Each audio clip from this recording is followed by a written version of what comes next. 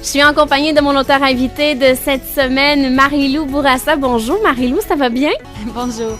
Alors Marie-Lou, j'aimerais ça te faire découvrir un peu à mes auditeurs. Tu es une enseignante de français au secondaire? Oui. J'ai travaillé en fait 5 ans dans le secteur public. Maintenant, j'enseigne au secteur privé.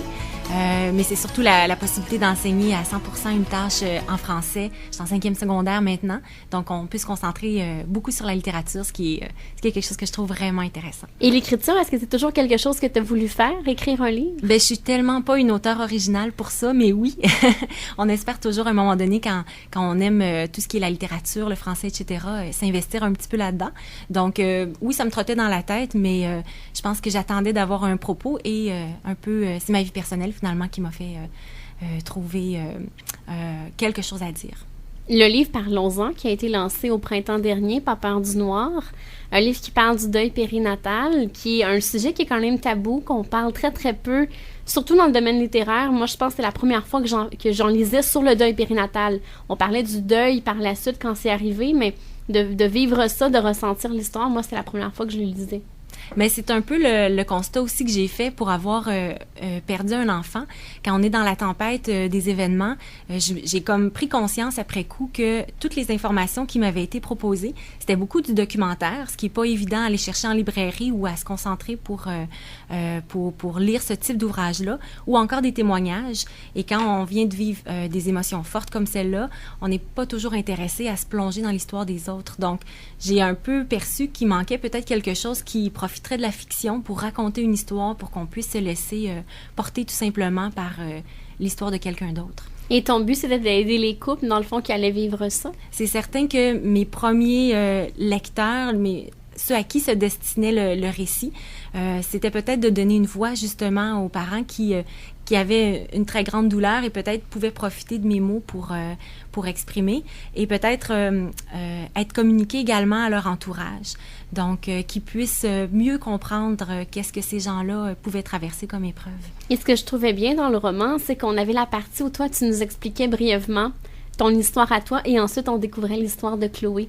Ça a été le casse-tête de la maison d'édition aussi, de savoir de quelle façon il allait classer un roman comme celui-là, où, justement, mon histoire encadre l'histoire de Chloé. J'ai beaucoup hésité avant de mettre ces lettres-là. On parle de 3 lettres véridiques, dans le fond, que j'avais écrites à ma famille au moment où on vivait les événements pour le bébé que j'ai perdu, pour Joachim. Mais finalement, ça semblait tellement bien expliquer les émotions, les étapes qui ont été vécues à ce moment-là, que j'ai décidé de les intégrer comme si ce passage-là était partagé, comme si le personnage partageait le même passé que le mien, finalement. Et ce que je trouvais bien aussi dans la partie où on parle de toi, c'est que tu démystifiais un peu les termes médicaux que les médecins, les spécialistes utilisaient à l'hôpital, parce que toi, moi, ces termes-là, on les connaît pas, là. Non, c'est tout un autre univers. Donc, c'est l'avantage d'opter pour une fiction, pour un roman, où on peut donner le rythme qu'on veut à ce qui est vécu par le personnage. Donc, prendre le temps, justement, d'expliquer ou d'imager un peu ce qui se passe. Et ce que je trouvais bien aussi dans le roman, c'est que souvent, avec les deuils périnatales, les gens, l'entourage, savent pas trop comment agir. On sait pas non plus comment l'annoncer aux gens qui nous entourent. C'est sûr que c'est terriblement difficile. Souvent, le seul réflexe qu'on a, c'est de se rapporter à des phrases toutes faites. Ce qui est traître avec ça, c'est qu'on ne sait jamais comment sont perçues. La même phrase peut être un baume pour une personne et quelque chose de très blessant pour une autre. Donc, je pense que le fait de choisir simplement de dire bon courage ou on est avec vous, ça peut justement être quelques pistes intéressantes. Et moi, ce que je voyais, parce que moi, c'est arrivé à plusieurs de gens de mon entourage de perdre un enfant, et je me disais, bon, enfin, je vais avoir quelque chose à leur remettre pour peut-être les aider, les encourager. Tout à fait. Je suis contente que tu le vois comme une ressource parce que dans mes rêves les plus fous, j'espérais donc que peut-être la communauté des médecins traitants, je parle aux gynéco-obstétriques ou les infirmières en deuil périnatal, puissent avoir justement un outil de plus à offrir aux parents.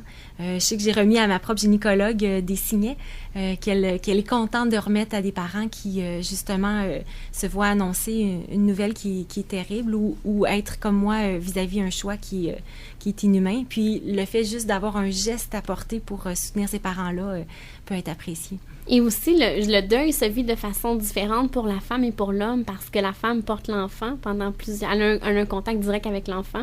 J'ai essayé d'y accorder justement une place à cette... je ne sais pas si on peut dire une dualité, c'est bien dit.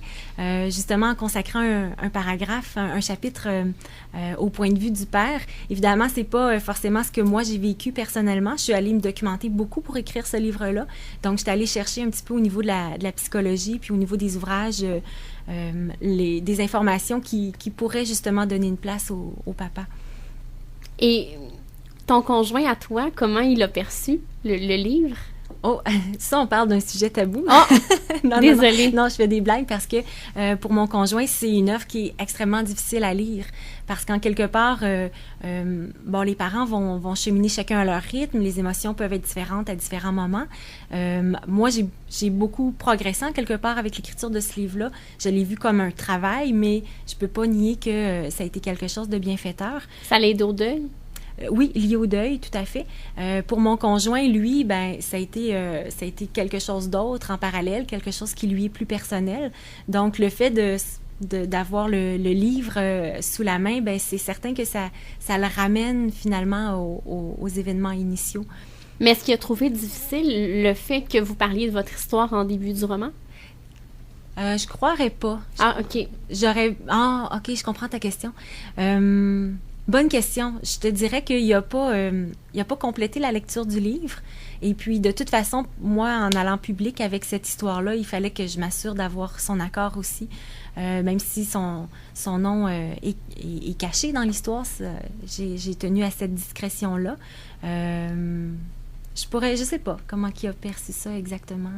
Non, parce que je me demandais, parce qu'il y a certains auteurs qui font justement très, très attention pour pas, quand ils utilisent les gens de leur entourage pour faire des histoires. Dans ce cas-ci, la première partie, c'est votre histoire à vous. Alors, ça a peut-être été difficile pour lui de voir votre histoire un peu étalée au grand jour. C'était plus ça ma question. Mais je comprends un peu ta réponse. Oui, c'est ça. J'ai essayé de faire attention, de le respecter beaucoup là-dedans. Mais pour lui, évidemment, cette vision-là est la mienne. Si on lui demandait de raconter les événements, il y aurait sans doute un autre point de vue, une façon différente d'avoir vu et vécu les choses.